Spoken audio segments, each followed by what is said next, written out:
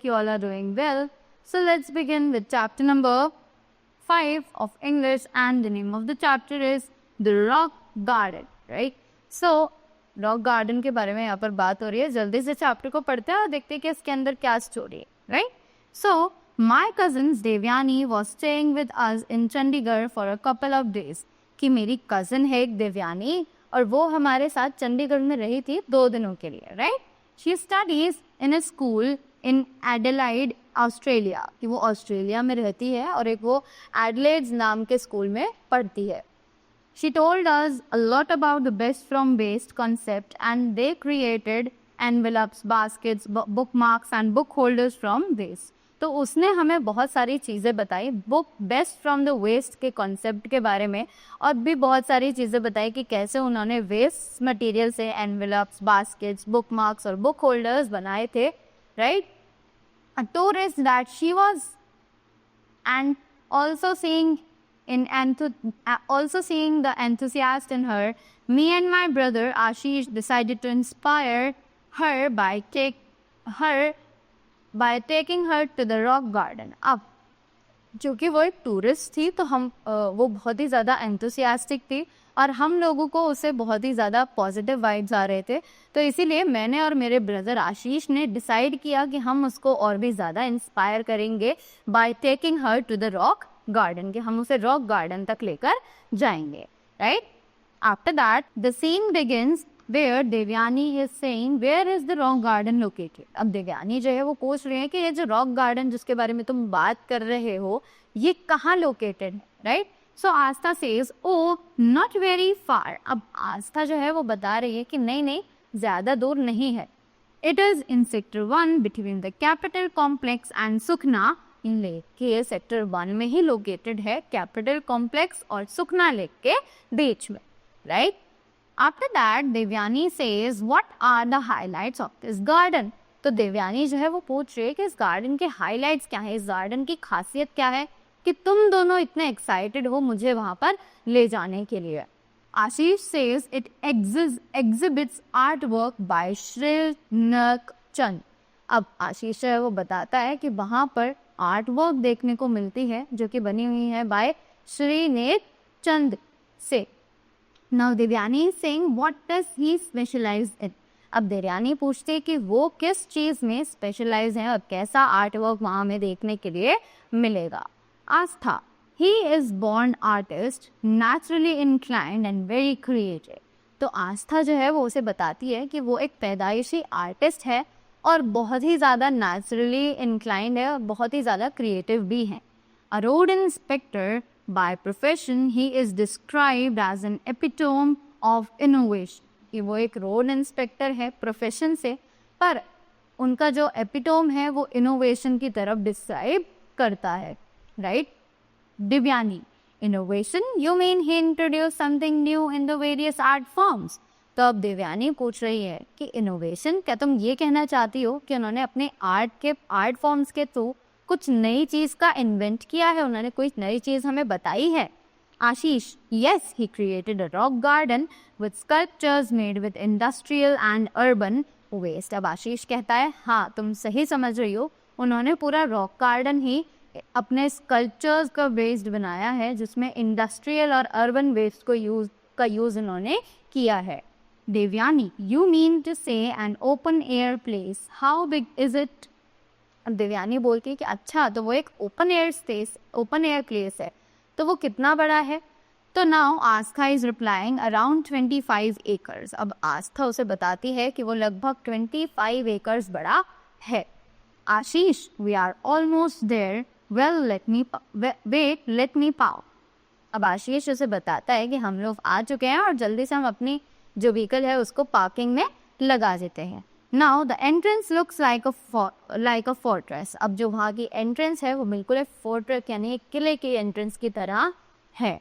A huge rocky gate welcomes the trio. की एक बहुत बड़ा गेट है जहाँ पर वो तीनों जो है वेलकम किए जाते हैं. Devyani is lost in seeing the sculptures and the rest of the creations made with broken bangles, discarded shoes, gummy bags, fused bulbs, bottles, waste tires, metal pieces, flagstones, overburnt bricks, broken pots, chinaware, tree trunks, weeds, rags, plastic dolls, bolted hats, bottles, parts of rusted bicycles, discarded building materials, bird's nest, you name it, and it is here used beautifully, right? So इन सब चीज़ों को use करके वहाँ पर देवयानी जो है वो इन सब चीज़ों में खो गई थी कि वो गार्डन जो है इन सब चीज़ों से क्रिएटिविटी उसमें दिखाई हुई थी और Devyani was lost in the beauty of this garden. After that, what happens? Let's find out. So, after that, Devyani is saying, every step I take delights me in a different way.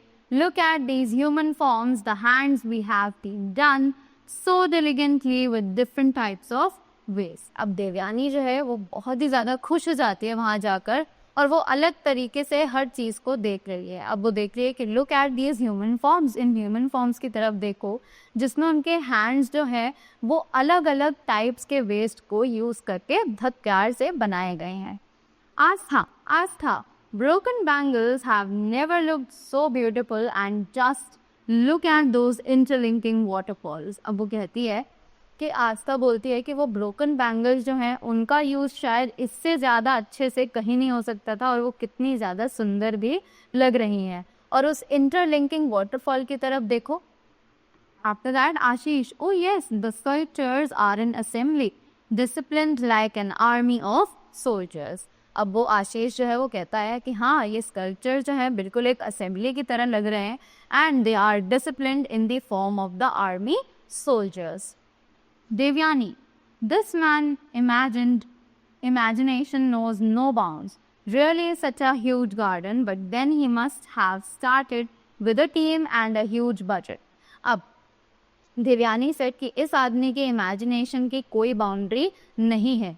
Really such a huge garden, उसने कहा कि सच में ये एक बहुत बड़ा garden है, but then he must have started with a team and a huge budget. पर उसने बोला कि शायद उससे इसे स्टार्ट करने में उसे एक बहुत बड़ी टीम साथ में चाहिए होगी और एक बहुत बड़ा बजट भी उसने यूज़ किया होगा, right? Now Ashish is selling, on the contrary, Nathan started it secretively, single-handedly and disclosed it to the authorities after many years. अब आशीष ने उसे बताया कि एक कंट्रोवर्सी के थ्रू हमें पता चला था कि नेकचंद ने इसे सीक्रेटिवली स्टार्ट किया है, कि इसके बारे में किसी को नहीं बताया था और अकेले स्टार्ट किया था और उसने ये प्लान डिस्क्लोज किया था अथॉरिटीज़ को बहुत सालों बाद, right? Devyani, what, tell me more. अब देवयानी कहती है कि क्या ऐसा हुआ था, तो जल्दी से मुझे इसके बारे में और चीज़ें बताओ. Now Ashish is saying, let's go to the cafeteria. Nek Chand hails from Shakargarh in Pakistan. His family came to Chandigarh after the partition in 1947 and Nathan found work in the PWD in 1951. अब वो आशीष कहता है कि चलो कैफेटेरिया चलते हैं. अब वो बताता है कि नेकचंद जो है वो शक्करगढ़ से है जो कि पाकिस्तान में है. उसकी फैमिली चंडीगढ़ आई थी पार्टीशन के बाद जो कि 1947 में हुआ था और नेकचंद फाउंड वर्क, नेकचंद को एक जॉब मिल गई थी PWD में 1951 में. It so happened that around his time, while the city of Chandigarh was being built in the full swing, an unknown and simple man was working hard, burning the midnight oil to realize his dreams. अब ये तब हुआ जब चंडीगढ़ जो है वो built हो रही थी इन फुल स्विंग, कि चंडीगढ़ तब एक डेवलपिंग सिटी थी, वो तब डेवलप हो रही थी. एक सिंपल और अननोन सा आदमी था जो कि बहुत हार्ड वर्क करता था और he used to burn his midnight oil to release his dreams, कि वो रात को जाग कर अपने सपनों को पूरे करने के लिए काम करता था. For over 2 decades he collected this waste. This was dumped in his house and also at the site he had chosen behind coal tar, oil, drum walls forming a fortress. अब उसने ये जो वेस्ट है ये अपने घर में 2 decades तक कलेक्ट करके रखा, कलेक्ट हुआ और this was dumped in his house, कि उसके घर में डंप किया गया था. ऑल्सो एट द साइट, उस साइट पर भी जहाँ उसने ये सब चीज़ें काम करने का सोचा था, right? After that Devyani, wow, his creativity and hard work show. Just see, while going through the narrow passages, people are off and on refreshed with beautifully landscaped open area. इससे एक्सेस अब देवयानी जो है इस चीज़ को बहुत अप्रिशिएट करती है कि उसकी जो वर्क है, उसका जो क्रिएटिविटी है वो सही में दिख रहा है। और जब हम नैरो पैसेजेस पर भी जा रहे हैं, लोग जो जा रहे हैं वो उसकी ब्यूटीफुली लैंडस्केप्ड और ओपन स्पेसेस जो हैं उससे बहुत ज़्यादा इंस्पायर हो रहे हैं। After that Ashish, yes, Nick Chand has been compared to Henry Moore and Antonio Gaudi. He is a simple man with a firm belief in sheer hard work. अब वो कहता है कि नेक चंद जो है वो एक बहुत ही ज़्यादा Nek Chand has been compare to Henry Moore and Antonio Gaudi. या नेक चंद को हमने हेनरी मोर और एंटोनियो गॉडी से कंपेयर किया है कि वो एक बहुत ही ज़्यादा सिंपल मैन है, आम आदमी है जो कि सिर्फ हार्ड वर्क पे बिलीव करता है, right. He started it in the most secretive manner, कि उसने इन्हें इस काम को बहुत ही ज़्यादा सीक्रेटिव तरीके से करना शुरू किया था। He cleared a small part of a jungle and toiled at night after his normal duty hours. अब उसने कहा कि उसने एक जंगल का छोटा सा पीस जो है उसको ट्रांसफॉर्म करना शुरू किया था और वो ये काम अपने नॉर्मल ड्यूटी आवर्स के बाद करता था। He was with the Public Works Department as a road inspector. Nick Chand approached Shri M.N. Sharma as now he wanted to disclose his herein. अब उसने बताया कि वो PWD यानी कि पब्लिक वर्क्स डिपार्टमेंट में एक रोड इंस्पेक्टर था और नेक चंद जो है अब श्री M.N. शर्मा के पास गए और उन्होंने उन्हें ये प्लान बताया और उसके बाद M.N. शर्मा ने चाहा कि वो इसे एक हेवन की तरह इंट्रोड्यूस करे। Now who is this M.N. Sharma? अब देवयानी पूछती है कि अब ये M.N. शर्मा कौन है, right. So now Ashish is telling another genius who designed this cafeteria complex. After the departure of Ferry Generate, the greatest architect of the 20th century, late Corbusier, who planned and designed Chandigarh and made it the first planned city of India, M.N. Sharma took over. अब इसी के बाद आशीष ने बताया कि ये एक और जीनियस है जिसने ये कॉम्प्लेक्स कैफेटेरिया डिज़ाइन किया है और डिपार्चर के बाद लोग जो है वो यहाँ पर they use to plan some meetings और जिन्होंने चंडीगढ़ भी डिज़ाइन किया है and made the first plan city of India, M.N. Sharma took over, right? In 1965, M.N. Sharma, former chief architect of the Punjab state and Chandigarh, became the first Indian chief architect of the state of Punjab and Chandigarh. 1965 में M.N. Sharma जो है chief architect Punjab state के, चंडीगढ़ के first Indian chief architect बने, right. After that Devyani, amazing, please carry on. अब देवयानी कहती है कि oh this is very nice, amazing, मुझे अच्छा लग रहा है, तुम जल्दी से और बताओ मुझे, right. Now after that Ashish, mister Sharma was busy with further development of the most modern city of the world when in 1969 on a Sunday morning Nick Chand cycled down to his house to visit him. अब आशीष says कि mister Sharma जो है वो बहुत busy थे बाकी सारे development के साथ जब most of the modern city जो है वर्ल्ड की वो प्रिपेयर हो रही थी। 1969 में संडे मॉर्निंग नेक चंद जो है वो उनके घर पर आए थे ताकि वो उनसे मिल सके। He had been trying hard to get the attention of this great architect and finally he was successful, कि वो बहुत ज़्यादा कोशिश कर रहे थे कि उन्हें इस ग्रेट आर्किटेक्ट के अटेंशन मिल जाए और फाइनली वो अपने प्लान में सक्सेसफुल हुए। Both drove down to Nick Chand's heaven southeast of the Capitol complex and the head of the city. Mr. Sharma was perhaps the first man in authority to recognize the genius in him during the first visit to the site, which was starting point of the Nick Chand's dream world. अब दोनों ही नेक चंद के plan सुनने के बाद वो दोनों ही नेक चंद के उस प्लान पर गए जहाँ पर नेक चंद ने अपना ड्रीम वर्ल्ड बनाना शुरू ही किया था और इसी के बाद M.N. शर्मा जो थे वो उससे बहुत ज़्यादा इम्प्रेस हो चुके थे।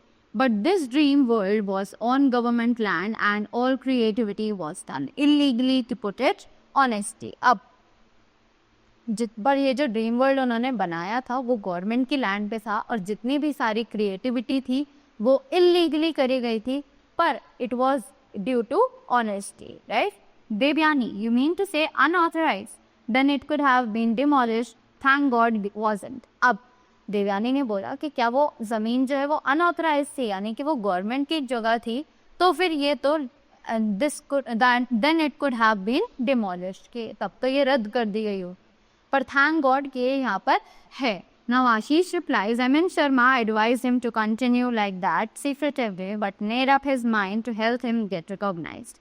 अब आशीष ने मुझसे बताया कि M.N. शर्मा ने उन्हें एडवाइस किया कि तुम ये काम छुप छुप कर सीक्रेटिवली करते रहो, और उन्होंने अपने माइंड में ये सेटअप कर लिया था कि वो उन्हें रिकॉग्नाइजेशन दिलवाएंगे. He promised Nek Chand his help and fulfilled his promise in 1972. कि उन्होंने नेकचंद को प्रॉमिस किया था कि वो उसकी हेल्प करेंगे, और उन्होंने अपना प्रॉमिस पूरा भी किया in 1972. After that Devyani says, is this really true? Devyani पूछती है कि ये क्या ये सच है? साउंड्स अनबिलीवेबल, कि इस पर विश्वास करना बिल्कुल भी सही नहीं है, राइट?